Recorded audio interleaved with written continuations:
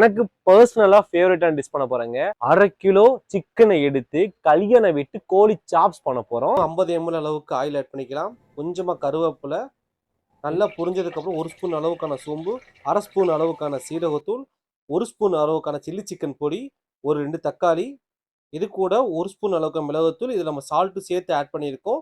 1 spoon அளவுக்கான இஞ்சி, 2 spoon அளவுக்கான பூண்டு, 2 நிமிஷம் வதக்குனதுக்கப்புறம் சின்ன வெங்காயம் பார்த்தீங்கன்னா, அதே சேம் 2 ஸ்பூன் அளவுக்கான சின்ன வெங்காயம், இதோட ஒரு 1/2 எலுமிச்சம்பழம் கொட்டை எடுத்து போட்டுக்கலாங்க. இத நல்லா ஒரு 10 நிமிஷம் வதக்கணும். தண்ணி பார்த்தீங்கன்னா, ஒரு 50 ml அளவுக்கு நான் ஆட் பண்ணியிருக்கேன்.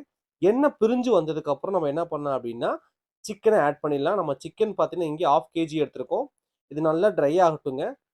அப்பப்போ ஒரு 2 நிமிஷத்துக்கு ஒரு லைட்டா ஓப்பன் பண்ணி கிண்டி விட்டீங்க அப்படின்னா, கீழ அடி பிடிக்காம இருக்கும்.